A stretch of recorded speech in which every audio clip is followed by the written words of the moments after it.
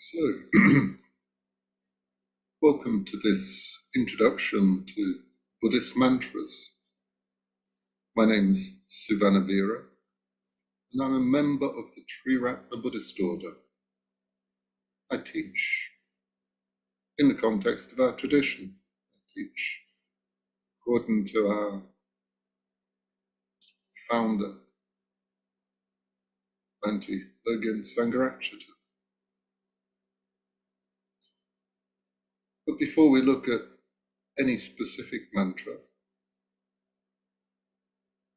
let's ask the question, what are Buddhist mantras? The easy answer is they're oral symbols of enlightenment. That gives rise to another question. What is enlightenment? We could say that enlightenment is seeing things as they really are. When we have direct experience of absolute reality, face to face, with no deformation, no delusion. That includes direct experience of our true nature. And when we've eradicated the sources of suffering and feel an overwhelming love and compassion for all beings, meaning every being we meet, with a desire to help where possible. We could say all of that, but enlightenment, we're told, can't be fully expressed in words. So we can also use symbols to help us. And mantras being oral symbols, symbols we can hear, symbols of Buddhas, usually archetypal or mythic Buddhas, rather than historical personages, and symbols of bodhisattvas. Enough to say here, bodhisattvas being highly developed beings on the path. They, the Buddhas and bodhisattvas, symbolize qualities of the enlightened mind. Different figures symbolize different qualities.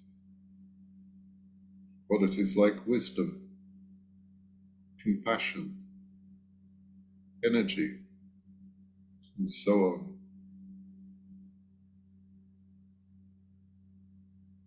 When we're in touch with these qualities, when we reflect on them,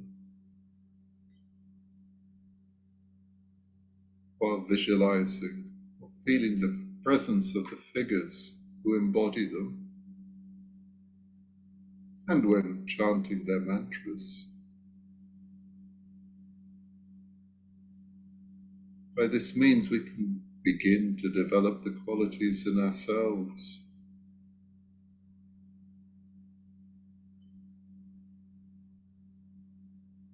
And that's part of our spiritual development. That's the purpose of chanting mantras.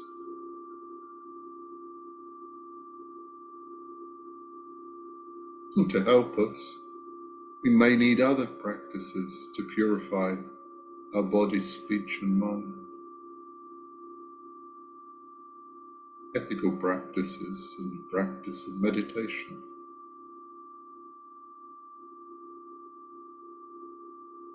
So, a brief introduction to Buddhist mantras in general, as taught in our tradition.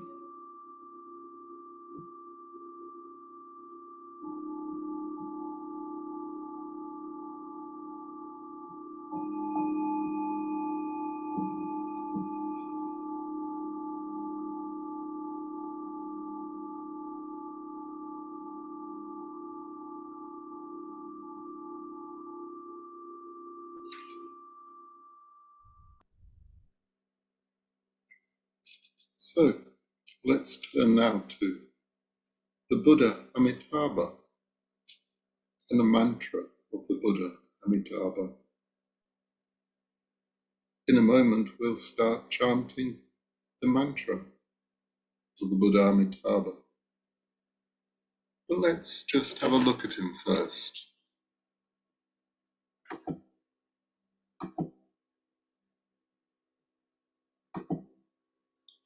Just a moment. I'll get him up on screen share.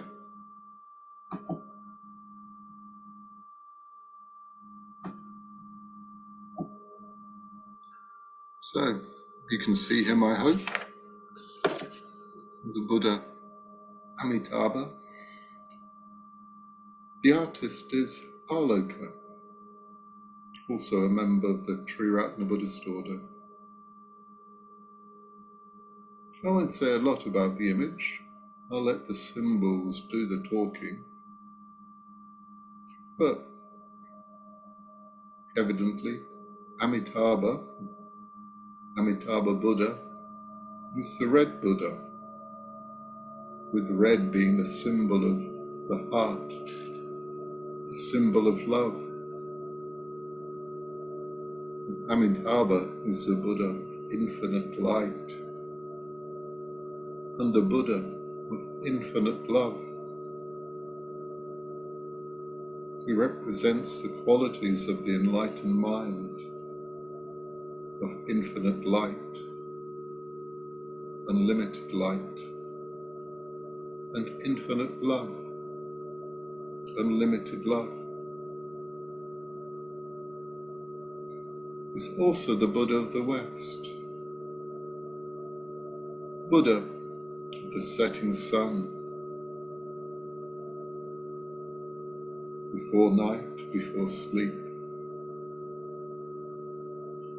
Like when we go deeply into meditation, our sensory experience and our rational mind recede. Not, of course, so we go into an unconscious state, but just a state absorbed in another dimension, in the meditative dimension of being.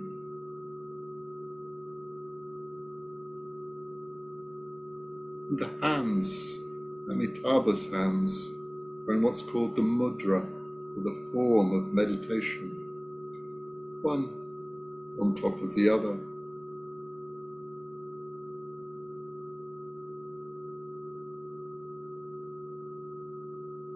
And in our practice of meditation, we too can enter the realm.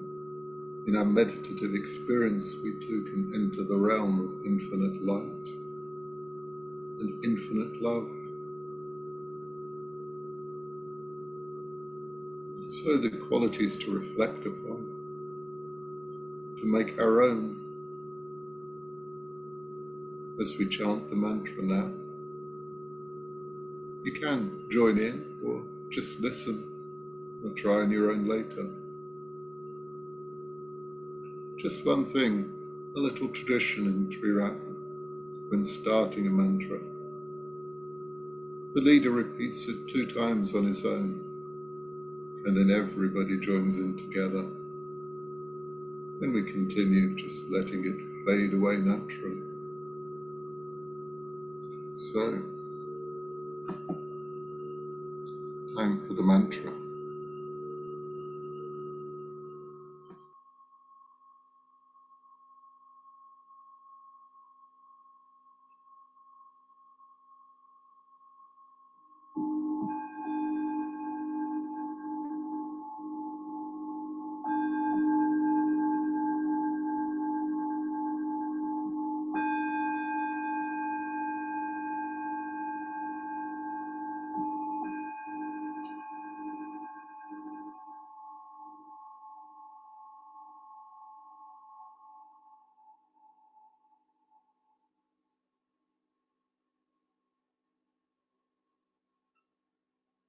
Om Amitabha Om Amitabha Om Amitabha